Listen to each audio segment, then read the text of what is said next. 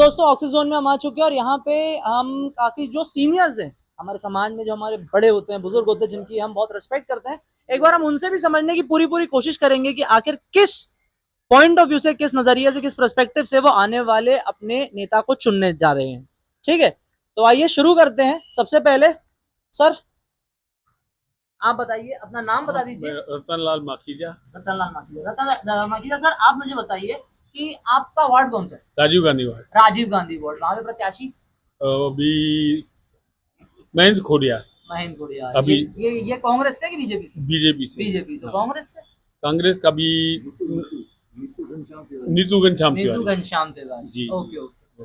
तो सर, आप लोग अपने वार्ड में, इसके पहले आप लोगों ने अपने वार्ड में क्या चेंजेस देखे थे, मतलब? भी हमारे वार्ड में समस्या किसी चीज की नहीं है। ओके पानी पर्याप्त है, रोड अच्छे बने हुए हैं ओके। और कोई भी से कंप्लेन किसी भी पार्षद से नहीं है। अच्छा दोनों पार्षद अभी जो खड़े हैं, दोनों वार्ड के अच्छे कैंडिडेट भी हैं और सबसे उनका रिलेशन भी है। अच्छा। तो अब उस समय जैसा मन लगा उसको वोट देंगे। कोई तकलीफ वाली बात किसी से नहीं है। तकलीफ तो किसी से नहीं है, लेकिन एक होता है ना कोई सर, समस्या भी नहीं है। लेकिन एक चीज तो होती है ना सर, की उम्मीद यार सबको होती है कि यार इतना कर ही रहे हो, थोड़ा सा और तो ये अभी हो इस जाता। समय क्या है, माहौल भाजपा में चल रहा है। अच्छा। तो अब आदमी क्या है, आजकल आप घरवाली को नहीं समझा सकते कि वोट किसको देना है। ये बातें नहीं बताते हैं घरवाली को नहीं। ये तो आप बहुत अंदर की बात बता रहे हो, मतलब संगीन मामला लग रहा है। हाँ, फिर आगे आगे आप समझा नहीं सकते किसको बिल्कुल वोट देना है, नहीं, इसलिए बिल्कुल बोल नहीं सकते कौन किसको देगा, कौन किसको। मतलब आप भी हो सकता है हम दोनों को दे दें, उसको भी दे दें, उसको भी दे दें। मतलब आपको लगता है ना कि जो युवा है वो नेतृत्व चुनने में थोड़ा कमजोर होता जा रहा है? क्योंकि दोनों कैंडिडेट अच्छे हैं। हाँ और पुराने कार्यकर्ता है, हाँ नए नहीं है। हाँ। और सबसे उनका जो रिलेशन है, हम लोग का भी रिलेशन, दोनों के यहाँ आना जाना है। हम भी उनके यहाँ दोनों के आते जाते हैं, वो भी हमारे यहाँ दोनों आते जाते हैं। अच्छा, मतलब पर्सनल रिलेशन तो अच्छे ऐसा हैं कुछ भी। हाँ, बहुत सही, बहुत सही। सर, आप कौन से वार्ड से? 57। 57। और आपका प्रत्याशी कौन? कांग्रेस का तो अभी फाइनली नहीं हुआ है। वो तो सर अभी क्या ही बोले। आकाशदीप शर्मा का नाम चल रहा था पर अभी तक घोषणा नहीं हुई है, मेरे ख्याल से ओके। सुबह पेपर तक तो नहीं हुई थी। नहीं हुई थी, हाँ हाँ हाँ। तो और बीजेपी का आप बताइए कौन है? बीजेपी सर, मैं तो आप ही लोगों से पूछना है, वो अमर मेरे को कैसे गिदवानी। पता? अच्छा, अमर गिदवानी जी। तो क्या है आपका मतलब, क्या सोचते हैं अमर गिदवानी जी मतलब के भैया हाथ में? नहीं, मैं तो एक चीज देखा हूँ यार, हाँ। सबकी नोवाएं आ जाती हैं, पब्लिक के लिए कोई नहीं करता है। हाँ, ये बात तो है। अच्छा। करोड़ों कमा लेते हैं वो हम्म। लोग। एक छोटे से अभी मैं ऑपरेशन कराया, आयुष्मान कार्ड नहीं था मेरा। अच्छा। आयुष्मान कार्ड के लिए राशन कार्ड चाहिए, हाँ। वो भी नहीं था मेरा। जरूरत नहीं पड़ती, हम लोग जाते ही नहीं हैं। पहले तो राशन कार्ड बनवाने के लिए 5 चक्कर लगाने पड़े। उसके बाद उन्होंने, अब इतना बड़ा मैं सामने खड़ा था तो भी महिला लिख दिया उसमें। इस तरह की लापरवाही, ये लापरवाही देख रहे हो लोगों, ये है लापरवाही हमारे यहाँ। बताइए यंग आदमी क्या देखेगा और क्या करेगा? हम लोग जब इस उम्र में आ चुके हैं तब ये भुगत रहे हैं, तो यंग तो क्या उम्मीद करेगा किसी से? हमारा फिर युवा उसके प्रिंटिंग करेक्शन के मिस्टेक। लिए, फिर उसके बाद आयुष्मान कार्ड बना दो, उसमें भी एफ आ गया, सब ऑनलाइन है। ओके। मैं बोला भाई अब क्या होगा, इसको करेक्शन कर दीजिए। बोले करेक्शन के लिए हेल्थ ऑफिस में जाइए, हेल्थ सचिवालय में जाइए, वहाँ ये कैंसिल कराइए, फिर यहाँ आइए, फिर राशन कार्ड में करेक्शन कराइए, तब जाके आपका होगा। इतने में मेरा कॉल आ गया डॉक्टर का, मुझे ऑपरेशन कराना पड़ा, कोई सुविधा नहीं ले पाया। तो ये की वजह से कुछ सुविधा मुझे नहीं मिली। तो ये है बुनियादी, जो हम बोल रहे थे ना कि बुनियादी जो समस्याएं होती है, बुनियादी समस्या हर बार सिर्फ इतना नहीं होता कि कमर तक पानी भर जाता है या यहाँ पे कीचड़ हो जाता है। हर इंसान जो अपना नेता चुनता है, व्यवस्थाएं कर लेते हैं। नहीं वही कह रहा ना सर कि हर कोई सारी व्यवस्था लगा के हम लोग हटवा देते हैं। जिस चीज के लिए ये आप चीजें तो उनके ऊपर डिपेंड है ना, वही वो चीज काम भी तो, नहीं होता है वहाँ। अगर ऐसी बेसिक चीजें अगर नहीं हो पा रही हैं तो समाज में युवा कैसे चुनेगा उनका नेता? क्योंकि बड़े जब इतने परेशान है तो युवा तो वैसे भी आधे से ज्यादा चीजों से अवगत ही नहीं होता है। रोड में गड्ढे हैं भाई, आप पूरा रोड मत बनवाओ, कम से कम उसमें वो तो करवा दो जहाँ जहाँ गड्ढा है। सर फिर तो पूरे देश में पैच वर्क होता रह जाएगा। वो तो हो जाए कम से कम, एटलीस्ट तो हो जाए, मतलब गड्ढे से कुछ तो के रहे। बाद अब हम लोगों को तो स्कूटर भी झटका लगता है तो सहन कम होता है। हाँ। इस उम्र में कम से कम गड्ढे तो भर जाए, पूरा रोड बने, अच्छी बात है।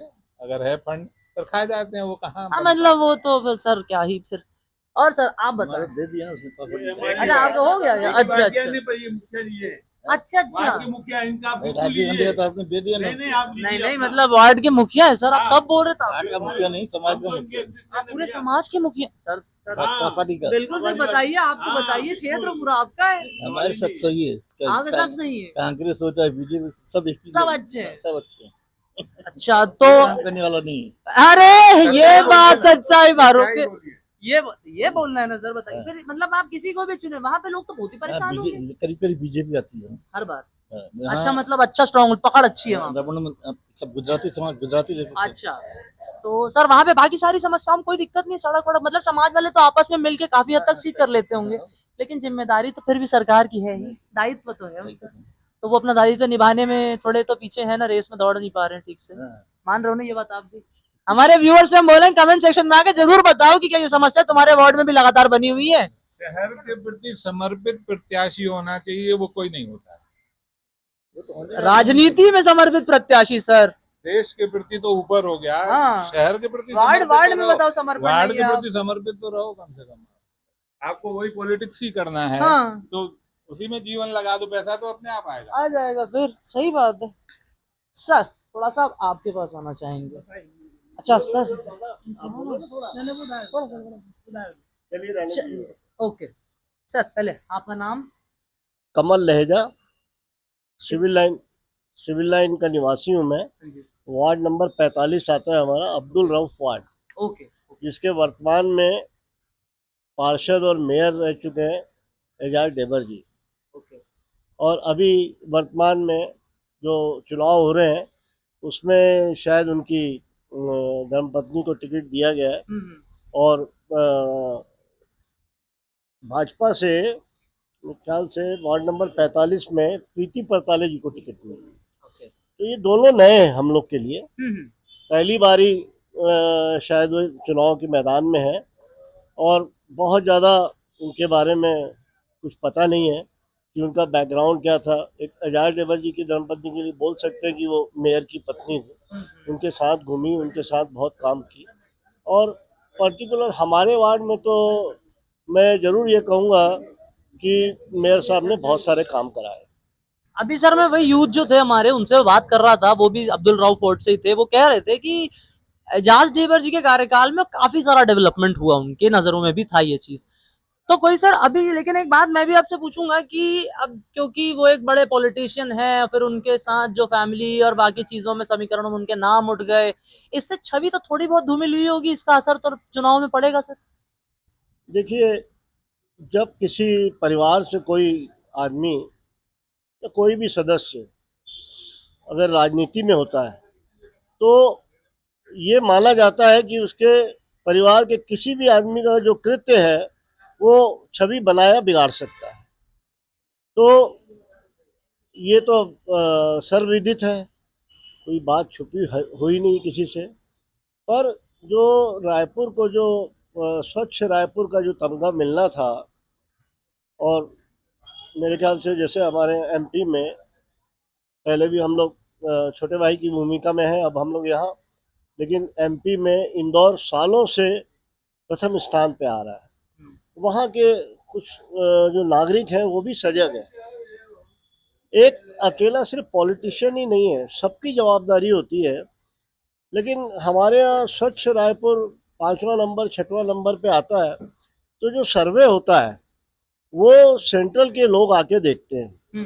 तो जब वो वार्ड में घूमते हैं तो वो देखते हैं कि भाई जब मेयर के वार्ड में ही साफ सफाई नहीं है, सब सारे बेजे कब्जे हैं, सब ठेले आजू बाजू लगे हुए हैं और यातायात की समस्या है, लोगों को निकलने के लिए जगह नहीं है, तो ऐसा लगता, ऐसा प्रतीत होता है कि हम लोग, लगता है सिविलाइज नहीं है, लोग किस क्षेत्र में आ गए हम लोग।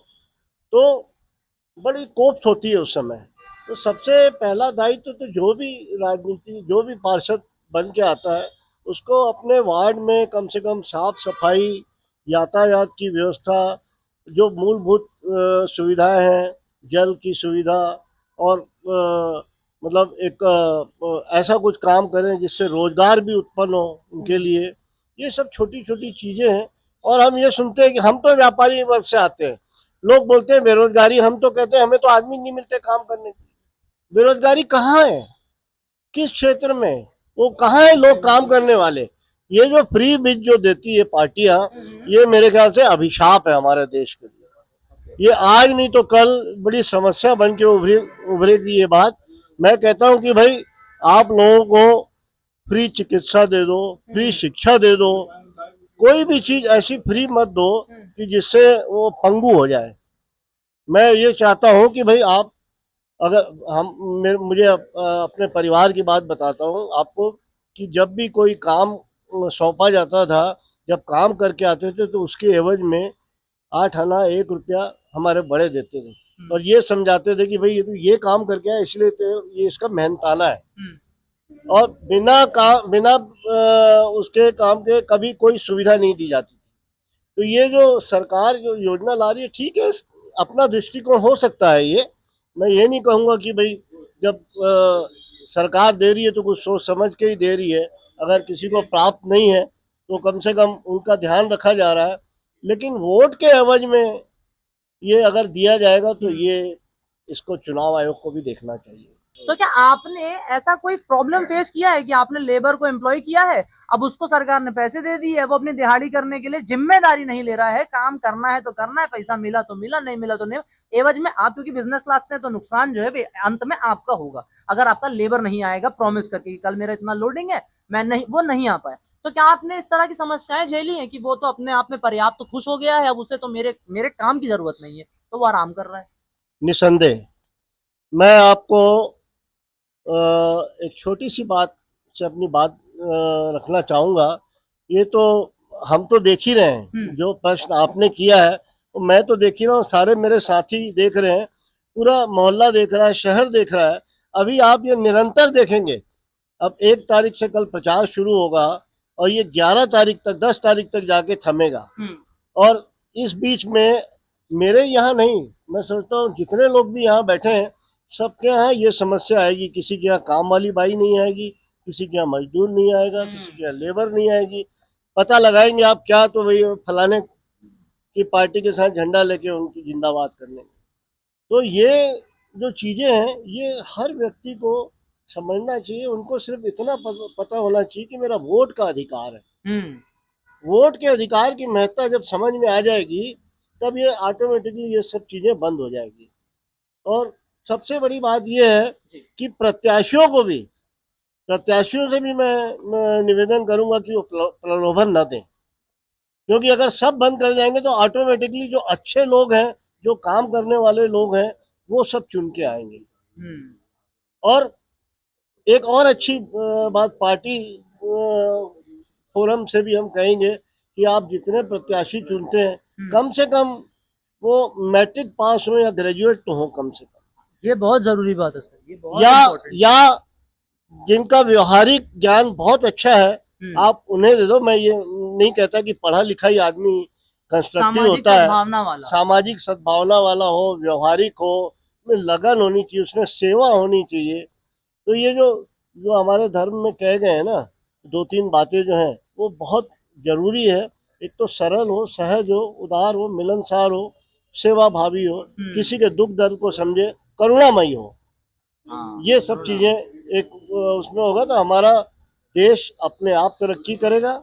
मतलब 100 बात की अगर एक बात मैं निकालूं तो मैं इसको ऐसे समझ सकता हूँ क्या सर कि असल में छत्तीसगढ़ महतारी का सेवक जो हो वो सत्ता में आए, ना कि महतारी का सेवक सत्ता में आने के बाद बनना शुरू करे, है ना? यही इतना समझो मैं शॉर्ट में। बिल्कुल वंशानुगत वो नहीं होना चाहिए।